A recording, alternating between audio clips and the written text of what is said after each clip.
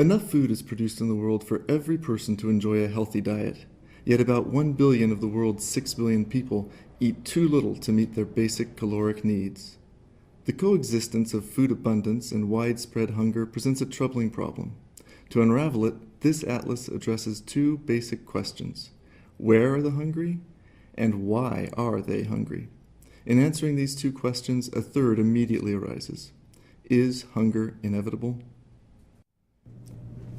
How can hunger be measured? A number of indicators exist, but how well do they actually describe and locate hunger? The roots of hunger are tangled and complex, but hunger is always closely tied to poverty and social vulnerability. This atlas treats government and political economy as central and sees hunger as ultimately rooted in policies that leave people too poor to cope with their social and environmental conditions. Two researchers at the University of Illinois, agricultural and consumer economics professor Alex Winter Nelson and geography professor Thomas Bassett, have each conducted field research on hunger in Africa. Together they produced the Atlas of World Hunger, which opens a new window on hunger and its causes.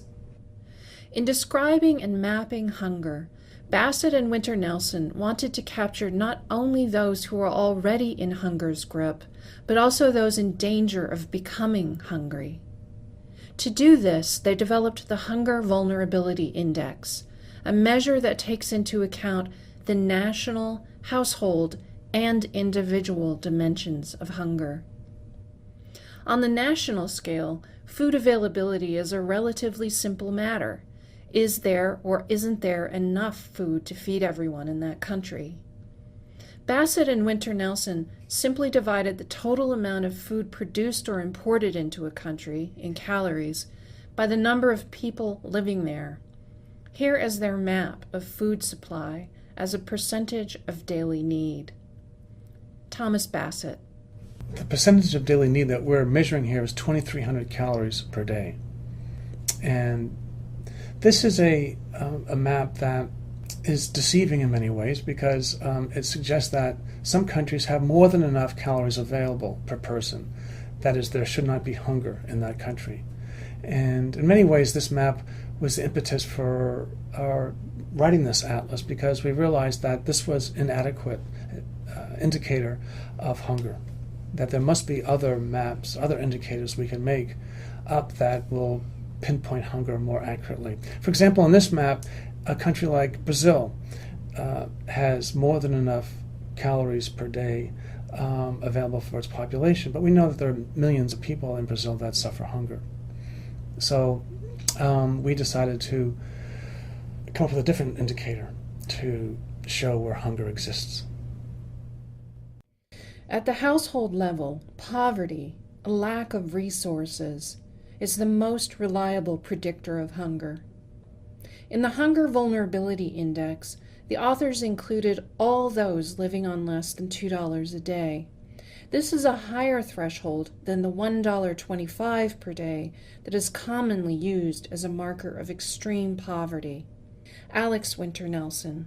$1.25 has been taken by the UN and the World Bank and other international organizations as a threshold for extreme poverty.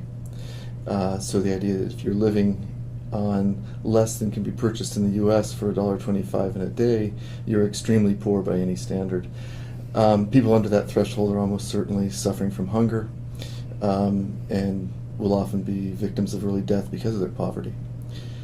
In our analysis, we took a higher threshold of $2 a day to try to capture people who are at risk of falling into that kind of extreme poverty, even if they're not currently in extreme poverty.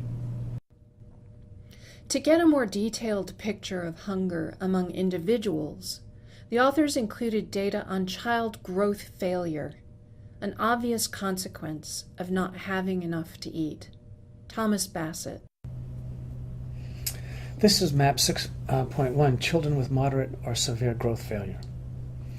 This is an indicator that comprises one of the three components of the Hunger Vulnerability Index. And for us, it's a measure of hunger, specifically chronic hunger. Children who are 2 standard deviations below the norm of the growth curve, the normal growth curve, that is for us an indicator of food deprivation.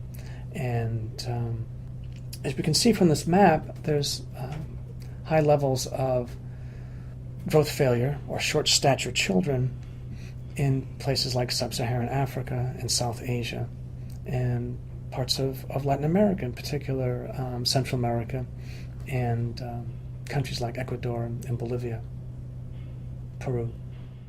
The authors believe the Hunger Vulnerability Index offers a broader picture of hunger than other commonly used assessments, such as the Prevalence of Undernourishment Index developed by the United Nations Food and Agricultural Organization. Alex Winter Nelson. This is the map of the Hunger Vulnerability Index, our measure of where hunger is found in the world. This map, in a way, differs from other maps of hunger. If you compare it to the first map of food availability, you can see a fairly serious hunger problem in countries that were completely off the map before, countries like Brazil or China. India was also a country that turns up as having sufficient availability, but a very serious hunger vulnerability problem. So we now see a serious hunger problem in India and in Nigeria, where the undernourishment measure wouldn't suggest so much of a problem. We know that there are people suffering bad health consequences due to hunger in those regions, and so the value of this index is bringing that out.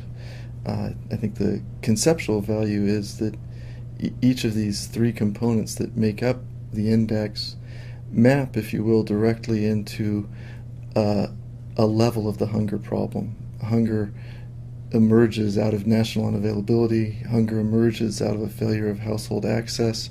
Hunger emerges when people in households can't get or use enough to eat. And each of those 3 sources of hunger are represented in this index and so come through in this map. Other maps in the atlas, such as this map of short-stature children by department in Uruguay, shows that hunger often lives right next door to plenty. Focus more closely, and the story of hunger gets even more complex. Alex Winter Nelson.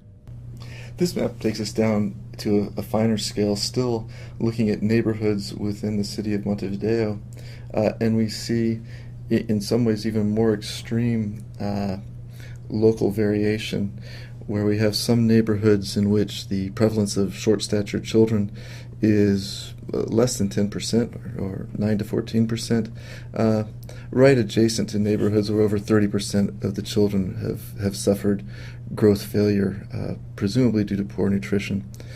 This kind of map could be very useful for targeting interventions based on where the hungry are, and also highlights extreme variability and variation within small spatial areas.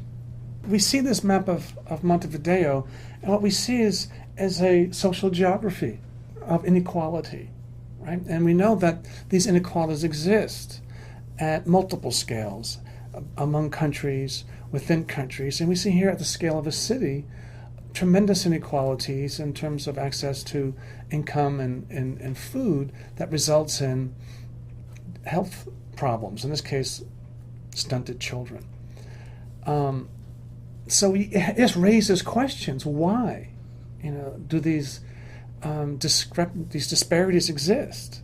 And then, of course, what kind of policies could be conceived and implemented that would reduce those inequalities? The Atlas of World Hunger also addresses the causes of hunger.